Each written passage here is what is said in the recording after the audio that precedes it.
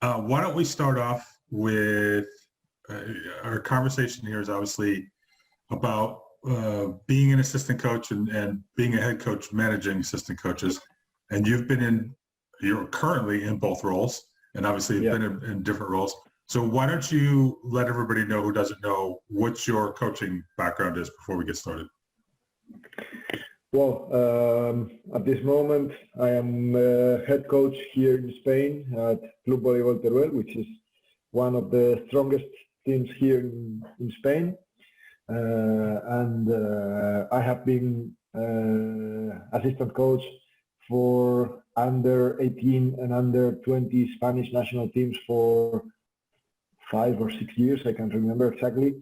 And for the last 6 summers or 7, I have been also for Spanish national team, like assistant coach. First, I was like scoutman only, and then in the last 3-4 years, I have been assistant coach. Okay. So let's talk about things to start from the assistant coach perspective. From your point of view, obviously you now have the perspective of also being a head coach and understanding what a head coach wants to have of an assistant, and we'll get to that later. But for people who are only assistant coaches right now, what do you think are the important things that they need to pay attention to? Well, I think that assistant coaches most of the times are potential head coaches. I mean, when we start coaching, we don't decide whether we are going to be assistant coach or head coach, and probably to be an assistant coach is a step on the way to turn a head coach someday. So the first and main thing that I would say that you cannot have when you are an assistant coach is that you cannot be. There's no need to hurry to become a head coach. If you learn all the things that you need, and if you grow as much as you can, for sure that you're going to have some opportunity in the future. So for me, the main thing and the main word that can define the assistant coach is the loyalty with the head coach. I mean, you have to be the right hand of the head coach to help him in all the decisions that a head coach must take during or must make during the coaching process. So for sure there are going to be some misunderstanding points where the head coach is thinking something and the assistant coach is thinking another thing, and you can discuss and you can give your opinion, but at the end the head coach is responsible for making decisions, and when he decides something different about what you are thinking, you have to go with him as much as you are the assistant coach. Yeah, that's something you hear a lot especially from head coaches about assistant coaches, that they expect loyalty from the assistant coach, which doesn't mean you can't disagree. Good head coaches want you to disagree if you have a different perspective. Maybe they hired you for exactly that reason. But at the end of the day, as you said, the head coach makes the decision, and the head coach is ultimately the one responsible for that. So if they make a decision, you have to go with it. You cannot undermine that. You cannot argue that in front of the players or in front of people outside the team. You can argue depending on the coach's personality. You can argue as much as you want with them in the office, away from things, when you're trying to sort things out and trying to share your view. But in front of the team, and especially if you're talking with the players, because this is a big part of being an assistant coach, is many times you are the connection between the players and the head coach, because they find it easier to come to you and talk. Maybe you're closer to them in age, or maybe they're just not scared of you. like they are the head coach, because the head coach could decide if they play or not. But that can be a very tricky point for assistant coaches, where they might end up feel too relaxed in that situation and say things that they probably shouldn't say. Would you agree? Yeah, sure. For me, what you have said is one key point of the assistant coach. I mean,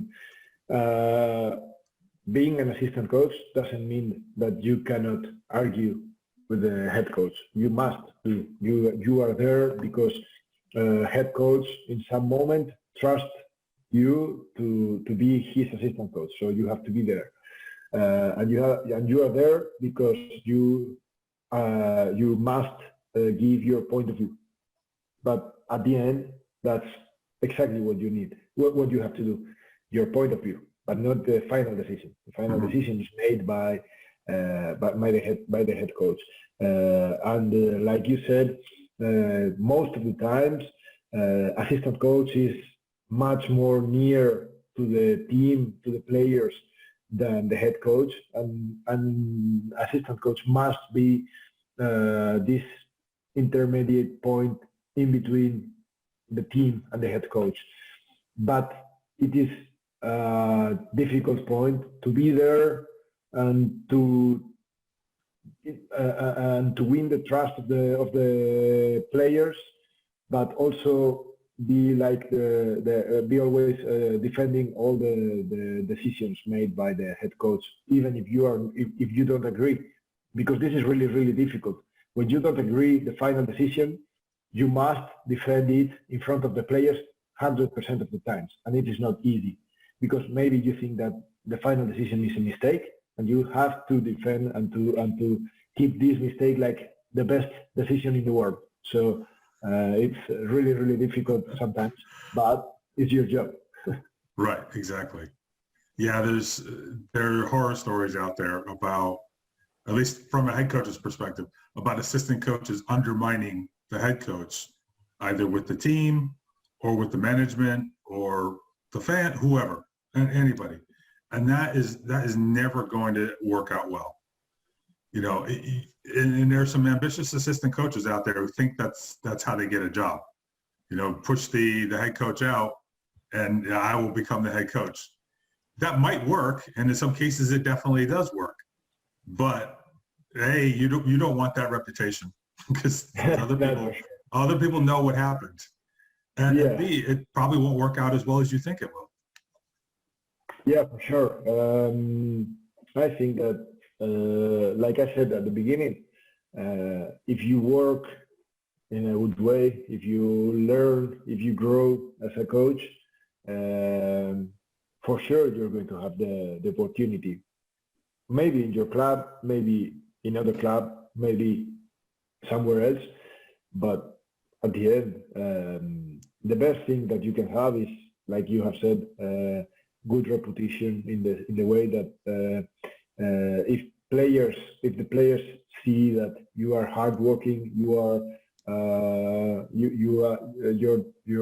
work with coherence. I don't know.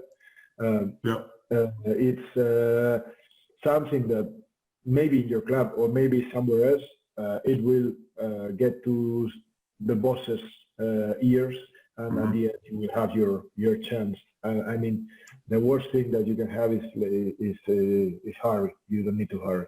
Right. On the subject of arguing with the head coach, one of the things that you kind of have to learn as an assistant is, as much as the head coach may encourage or may be willing to listen to you and your opinions, at a certain point you have to stop and understand that there are certain things that you're probably not going to be able to change, while other things the coach will be much more flexible with. Yeah, I think that this comes also with when head coach and assistant coach know each other for a short period of time or for a long period of time, and when you know each other really well, and you know how much you can push to the limit, and before the head coach gets angry and say stop, forget about saying this anymore. But yeah, I think that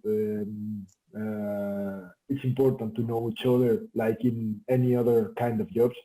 And in this case, head coach must know assistant coach and must trust him 100%, and that's why he chooses him when he has the chance to or the opportunity to choose his assistant coach.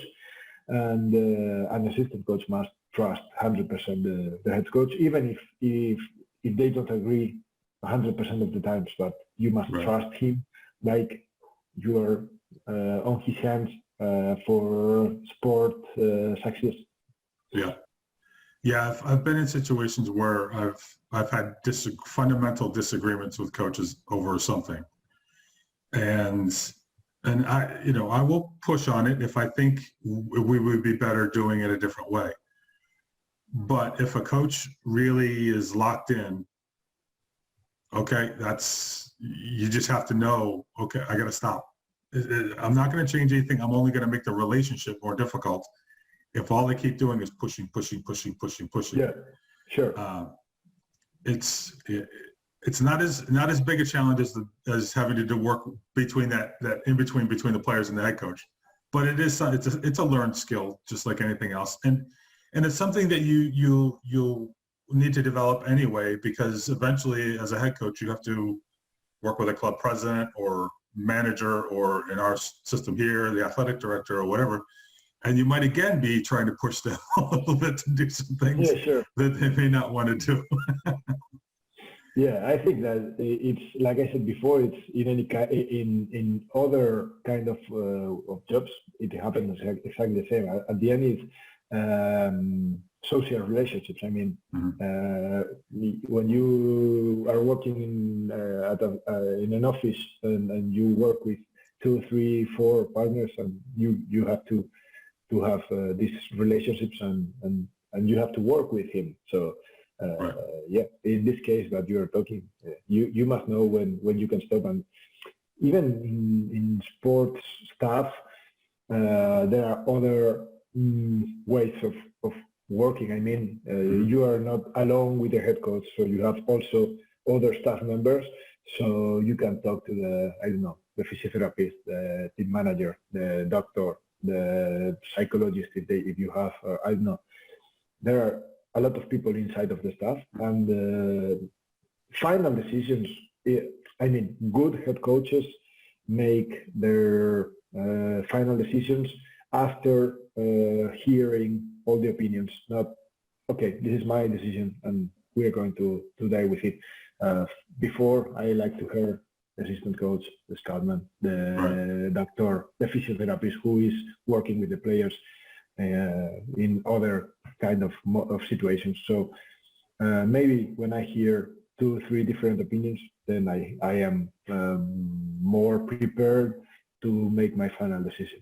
Yeah, and another thing that comes into play probably more when you're talking about a more experienced assistant coach or an assistant who's worked with the same head coach for a little while, is actually kind of managing the head coach a little bit when maybe they're getting a little too emotional about something, or they're losing track of what is supposed to be important, because it happens sometimes.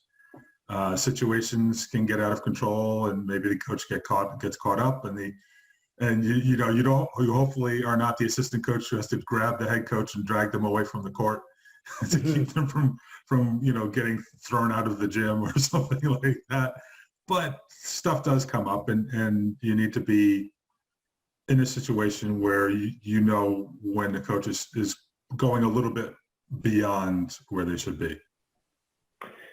Yes, it's also what I was saying before. You have to know really well this your head coach's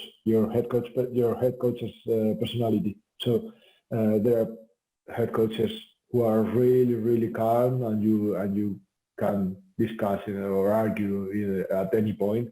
There are other head coaches who are much more passionate, and in some moments where they are really, really, really passionate on the game or the practice or wherever, it's really difficult get to them and to get to them your ideas. So you have to know when and how is the best moment to give him your ideas. I mean, if he's angry because the practice was a disaster, the players were not 100%, and he's angry, probably it's not the best moment to tell them. Probably tomorrow we should give them a free morning so they are more relaxed in the afternoon, and we probably after the practice you let him go, and then after 2-3 hours after the dinner or wherever, okay, let's go to drink a coffee, and then just when we are more calm down, then it's better moment to tell him.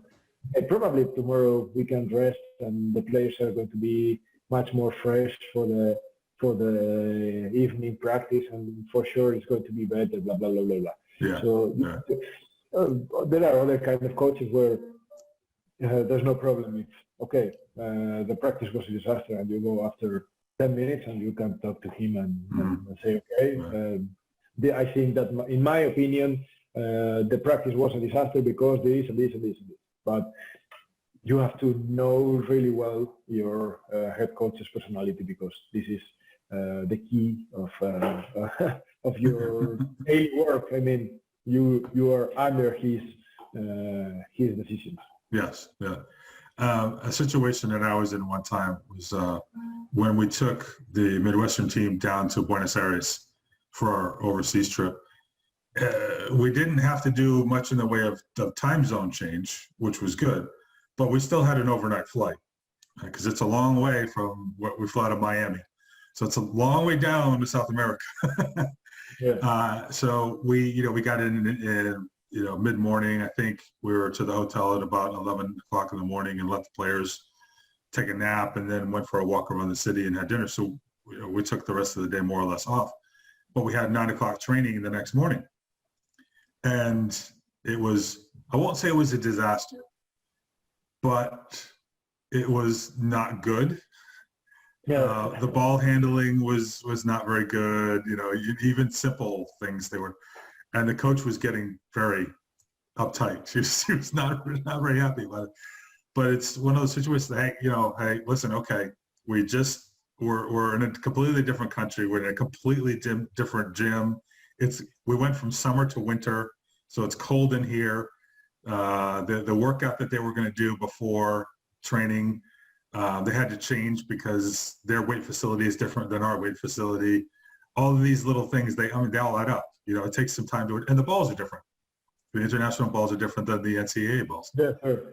So it's like, okay, you just kept having to remind her, it's okay. They'll be okay. Give them a day or two. They'll settle down. Because sometimes you kind of get caught up in the moment and you forget the context you're in. Yeah, sure. I have some situations similar, like you have said, and both some of them like head coach, some of them like assistant coach. It helps me also to understand both positions. Like I am working in both positions, and it helps me in this way. I mean, for example, one situation was when I was working like a head coach.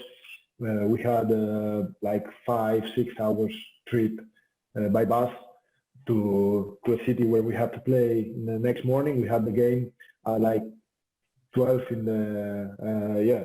or 12:30 around midday, and we had practice. The other club gave us like practice at 3 p.m., which is in Spain is a really normal time for lunch or for sleeping a little bit, the nap before after the lunch. So I asked my staff members, do you think that we should go to the practice or we forget about it? And both told me, my assistant coach and my physiotherapist told me, I think that it's better, or we think that it's better not to go to the practice. When you're a head coach, you're a little bit scared always. if we don't know very, very well the whole.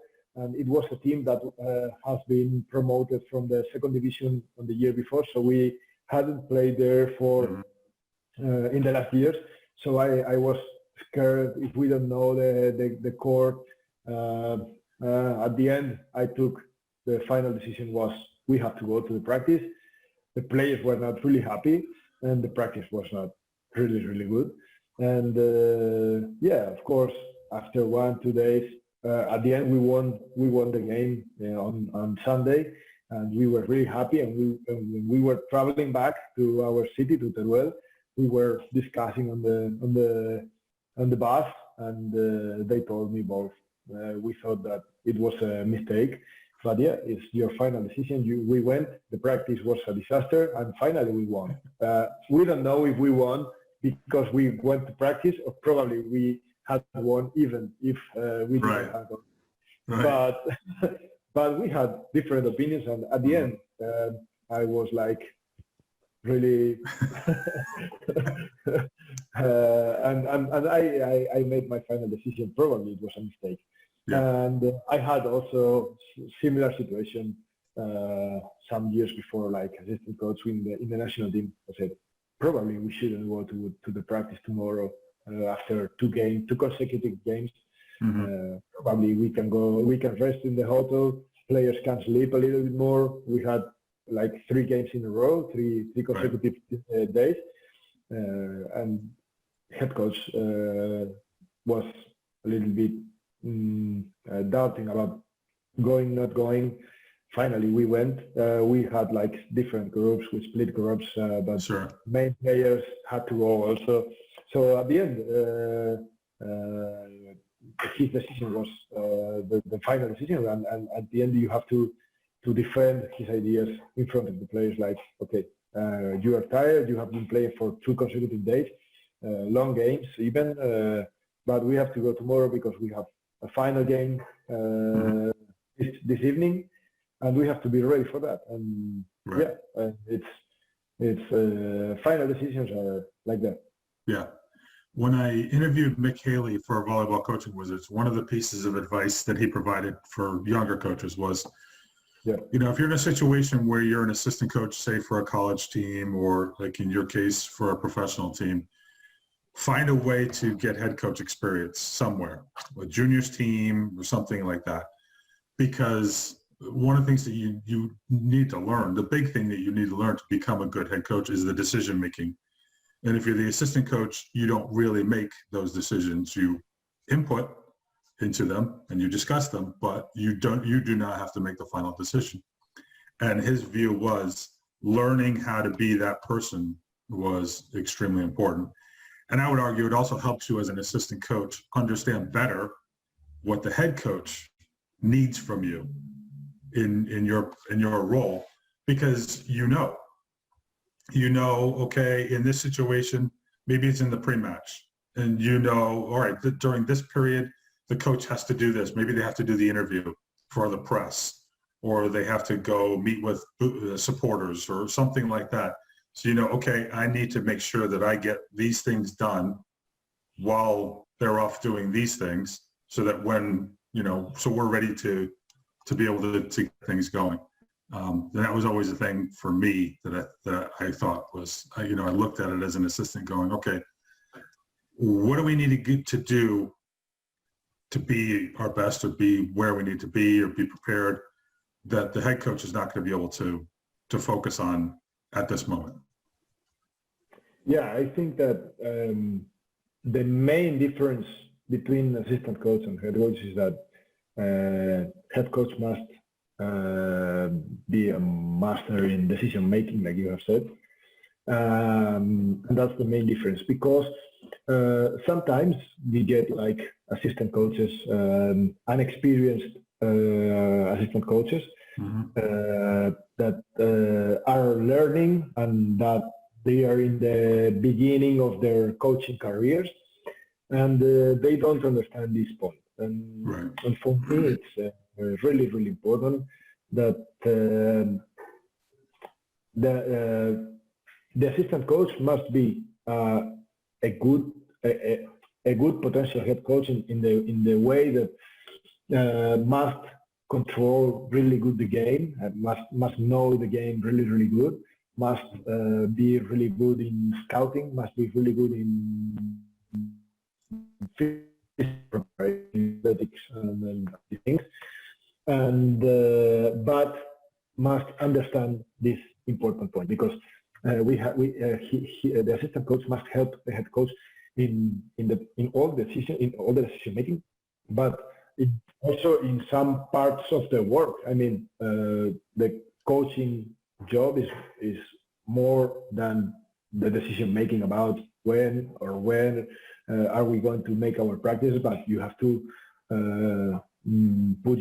give your best in scouting the opponents, in the training sessions, in all the things around the coaching work. I mean, so assistant coaches must learn a lot about all these kind of things to become a really good head coach in the future, but also understand this. And the only way of understanding this part of decision making is to do it and to work it from the very beginning in maybe in lower levels, like I don't know, jazz players or kids, or I don't know, different ways of learning these kind of things. Yep. But to be in front of somewhere or someone where you have to make your decision about whatever, and this is the main difference, I think.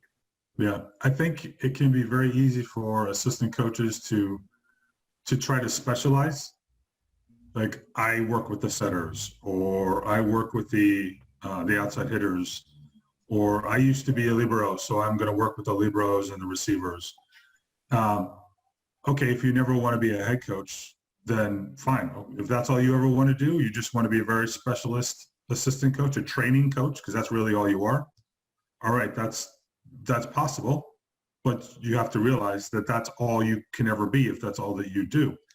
I've definitely seen coaches in the college system here who, and this is a big thing, because most players, when they come into coaching, have no idea how much work it is.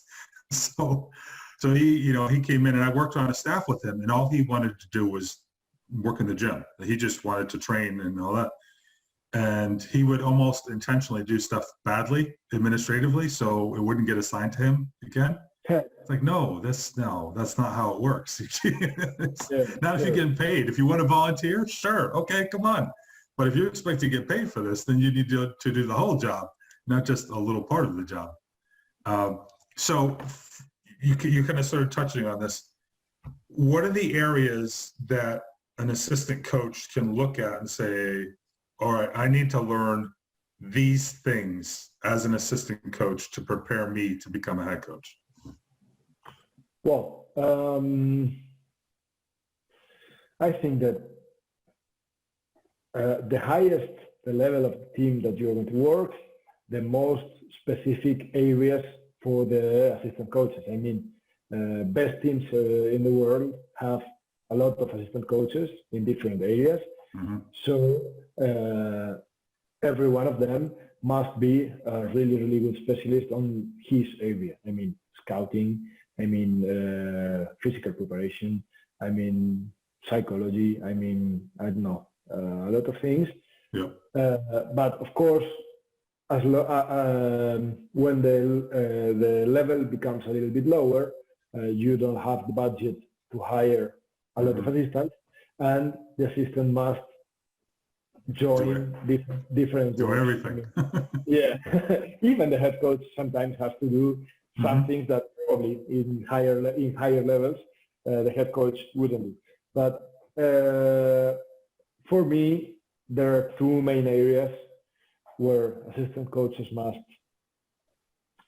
work or must be really good at, so they can help really much the head coach. And one is scouting, opponent teams analyzing, and own team analyzing. I mean, to be really good at knowing the game and sometimes when we talk about scouting, we think that it's just control data volley or control some software to analyze. But I think that really scouting, real scouts go much further than just writing down what's happening on the game. Analyzing the game is to know really well the game, to analyze why the other team is doing some specific things. And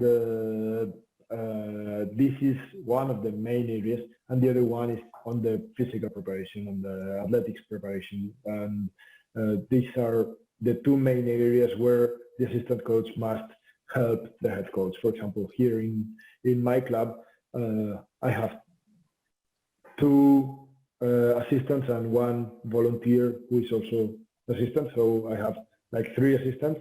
The 2 main assistants, one is working only in the scouting area. The other one is working mainly with the physical preparation, but also helps with scouting. And he used to be a player of the team 2 seasons ago. In the last season, he became the assistant coach, so he knows really well the game, and he helps us also in the scouting area. So we work really good in between all the 3 of us. The third one, who is starting this season with us, and he's working like a volunteer. He's learning all the way, and he's learning about mainly the scouting area, because probably he will become in the future our scoutman. So we're working in these 2 main areas. Then we have the medical staff, the medical doctor, the physiotherapist, and we have some assistants on that way. But this is like another part of the work, which is not related to the assistant coach. Right. Yeah, just for those who are not aware, the very first coaching conversation that I did back in, I guess it was March 2020, Miguel and I and Mark Lebedew talked about match preparation. So I'll put a link to that in the program notes so you can check that out. Since I've got exposure to the U.S. system, the thing that I would say is as a bit of a difference between the professional system and what you said is consistent with what I've seen and heard from other places. And the U.S. system, especially the U.S. college system, is recruiting is a huge element of college coaching. And if you look at any sort of job description or hiring practices or anything to do with head coaches at the college level, they expect you to be a good recruiter, which means you need to get experience doing that as an assistant coach. You don't necessarily have to be what they call, the recruiting coordinator. That's sort of a new thing in the last few years that people have been tagged with. It's the same job that people have always done. Now they just give a title to it. Because if you're in a small staff, as we've kind of talked, you're sort of doing everything. So there is no one person in charge of it. But it does tend to be the case that assistant coaches do most of the kind of the legwork of assisting, watching videos, corresponding, and talking with the recruits kind of at the basic level. And the head coach comes in kind of as like the final salesperson in the process. Scouting is obviously still very important, opponent and self. I think probably there's not enough self-scouting, arguably. And I'm not the first person who's ever said that, to be sure. So self-scout recruiting, and then just in a college situation, you have a lot of other stuff to do with managing how the athletes do in their class work and making sure they're all set up with compliance and it's a lot of the stuff. And I have to and at my point in time right now, where I took over these 2 teams back in July and have still yet not been in the gym with either of them, all of my work has been that work. So, it's coaching without actually getting to coach, which is not the most fun part of what we do. I don't mind the recruiting side of it. That doesn't bother me, because that's, if you want to build a program, that's what you have to be engaged with that.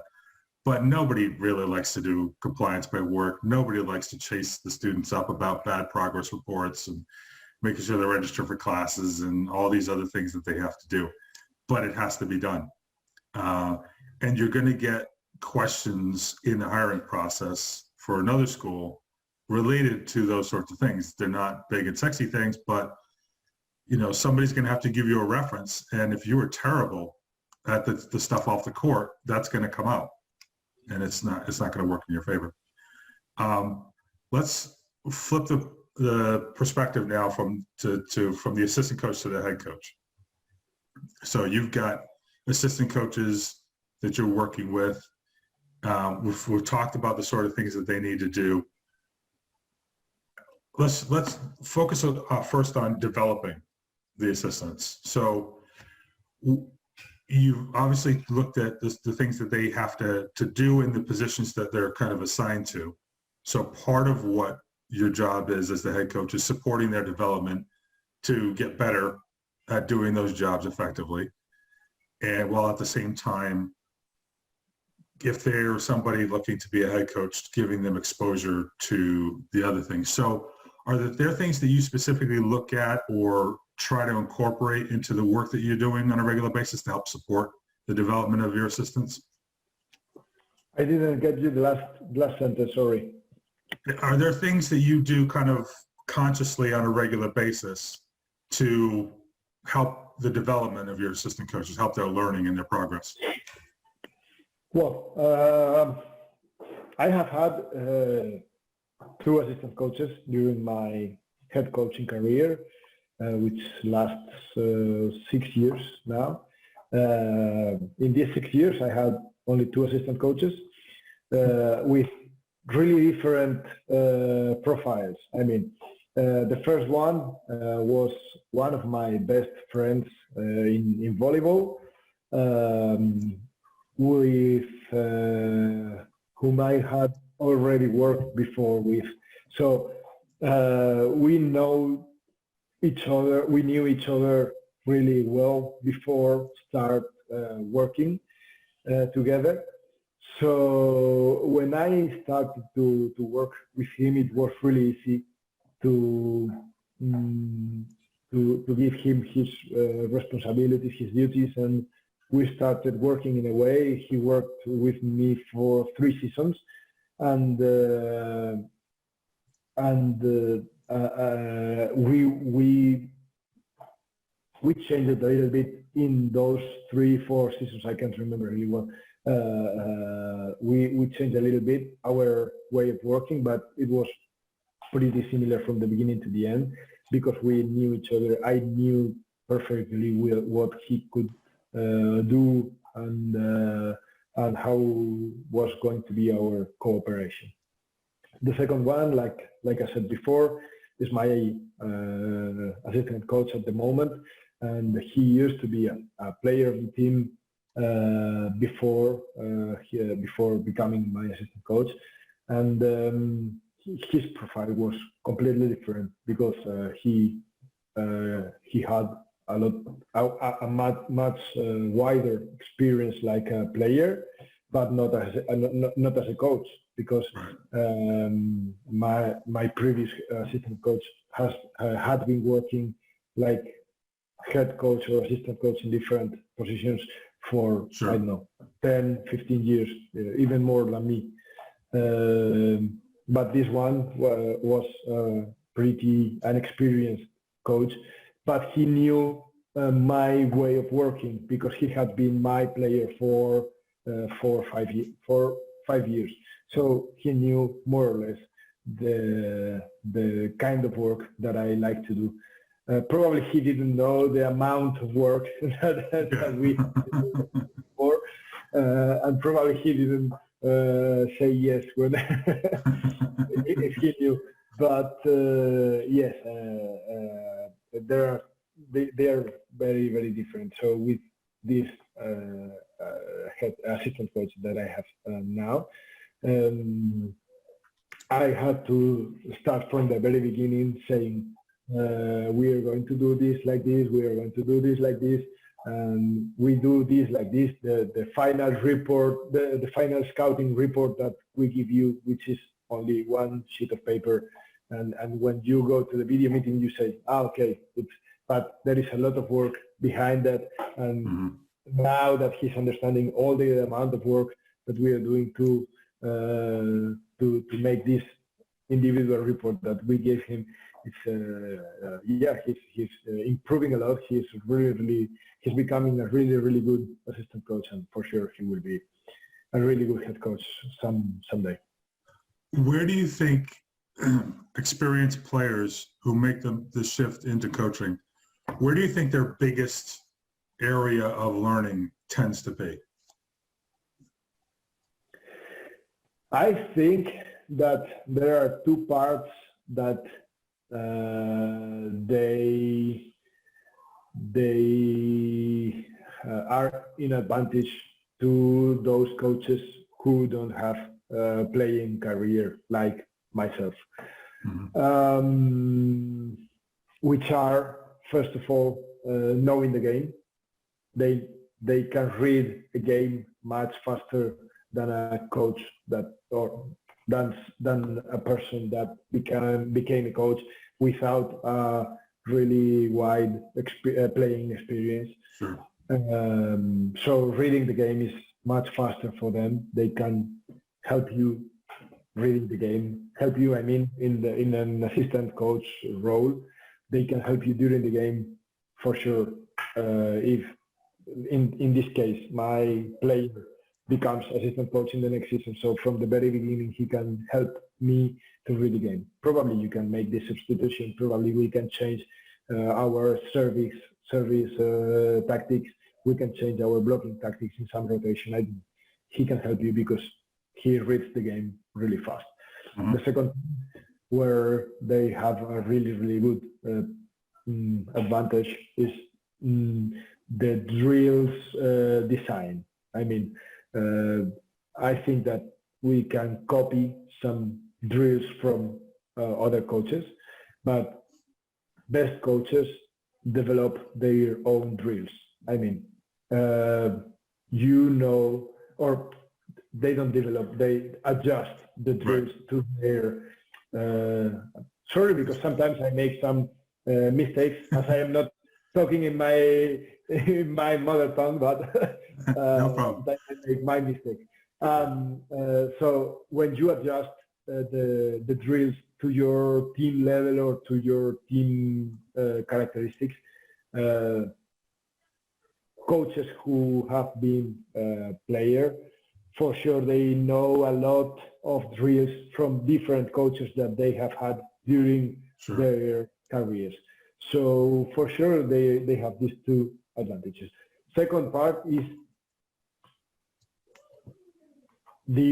all the other parts. I mean, physical preparation. Yeah, I mean, for example, physical preparation is much more than go to the gym and start weightlifting. And okay, I am very strong. I can play tomorrow. No, it's much more than that. And learning that what worked on your body like a player is not going to work for every single player. Yeah. Really difficult. And when you learn how you make your plans for every single individual player, because you cannot make the same plan for all the players, then you have to learn about that. You have to learn about scouting. You have to learn about all these kind of things that we are talking about. And this is the part that they probably must do as fast as they can, because normally transition from playing to coaching is a fast transition, sometimes much faster than it should be. And learning how to coach or how to become a good coach is much more than 3 months that sometimes gets from my last game like a player to my beginning like assistant coach or head coaching career. Yeah. So learning that takes much more time than 3 months. Yeah, I think one of the very difficult things, especially for quite good players, is realizing that not everybody can do what you could do. Yeah, sure. I worked with a woman who had been an All-American player in college. And so she was very close to, I mean, she was only a year or two away from that experience. And she would play on the opposing side in training against the team, and she would do something and go, why don't you just do that? Or why didn't you play that ball? Or why didn't you, because they're not as good as you are, got to lower the expectations and realize that, okay, they might have a different level of skill. Their motivation may be different. Their personality is almost certainly going to be different. So instead of just dealing with yourself, you have to deal with all of these different types of people who work in different ways, and you're trying to make them all, one group that works very well together, while also trying to understand how to work with them individually. So how do you help them with the communication side of becoming a good coach? I think that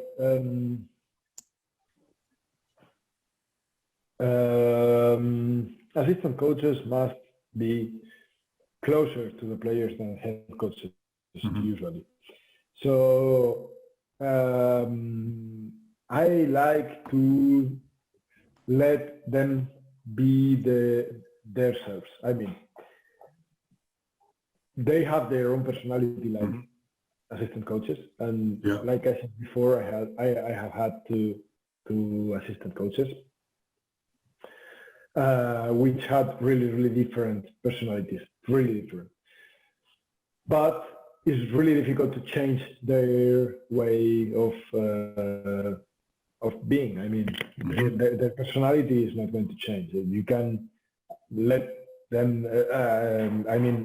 You can guide them a little bit and to say, okay, probably don't overreact in some moments, or probably you could do this a little bit different, but just to guide a little bit. You cannot completely turn like 90 degrees, like change direction 90 degrees. You can only turn a little bit and help him. I mean, when you recruit your assistant coach, if you have the chance to do it, more or less the kind of personality that you are recruiting. I mean, if you think that he has a really difficult or different personality that is not going to that is not going to match with your personality or your way of coaching, for sure that you should hire another assistant coach, because you cannot be. It's true. We were talking before about being an assistant coach and helping the head coach, but you have to have an assistant coach. When you are a head coach, you can have an assistant coach that that matches with your way of thinking and with your way of coaching, because otherwise you're going to have problems from the very beginning, and with your you're going to have a lot of problems during the season. So try to avoid as much as possible the problems with your assistant coach, who is your best I can't find the word now. Your best ally. I mean, Right. Ally. Yep. Yeah. So if you find an assistant coach who is very different, or you think that is going to be really different from you, probably you should choose another one. Right. Yeah. One of the things that I thought of while you're talking actually goes back to what we were talking about at the very beginning, is in terms of loyalty. Loyalty actually has to go both ways.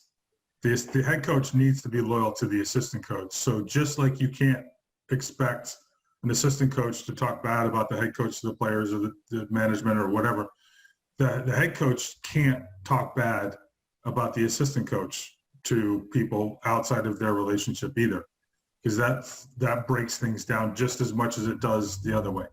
The players need to respect the assistant coach. They may have a different personal relationship with them. And as we discussed, there's some tricky bits and elements to that as it is. But if the head coach shows indications that they don't respect the assistant, it all breaks down, and then nothing works, and you have a complete mess. Yeah, sure.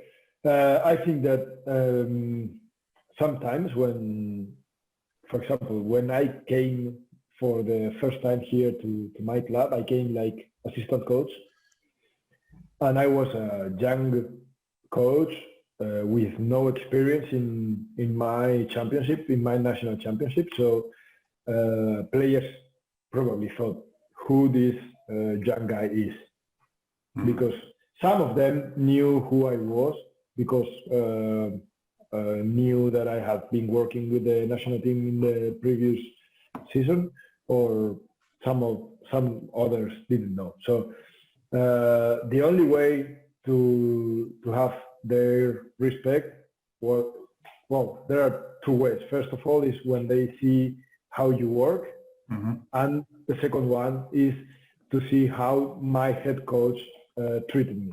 So if there is any kind of problem between the player and the assistant coach during a specific drill that the assistant coach is running during the practice, the head coach must be always behind his assistant coach and helping him, because sometimes there is going to be a problem. I don't know, in, out, you are helping the other team. I don't know, this kind of players, this kind of problems. And the head coach must be always backing his assistant coach. Otherwise, the assistant coach is dead, and he's not going to have respect from the players, never. Yeah, one of the things that comes up sometimes is the head coach will give the assistant coach part of practice to work. Maybe he breaks out certain players and works out, and so the assistant coach is in charge of that. And sometimes you see if the head coach isn't happy with what's going on, they might come over and change things. Now, how the head coach does that is very important. If they just come over and they're clearly upset, no, we need to change this, and that doesn't look good for the assistant coach. If the head coach comes over and they have a little conversation with the assistant coach, and the assistant coach takes charge and says, okay, we're going to make an adjustment. We're going to do this. We're going to do that. That's so much better for the assistant coach, because it shows that there's still that respect, and the head coach didn't come in and just stamp on them and make them look like some little peon whose opinion doesn't matter, doesn't know anything, can't do what they've been told, and all that sort of stuff. Yeah, for me, from my experience, mainly like assistant coach, in this case, there are very few occasions where the head coach must cut what you're doing and say, oh, no, change this. For sure, from my experience, the head coach must do this only if what he is watching is completely opposite to the things that he's running in the game system or in the I don't know, whatever. Right. So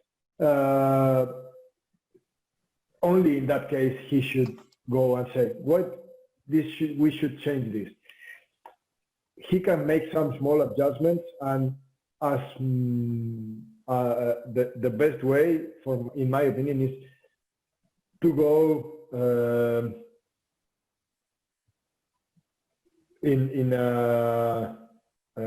I can't find my word now.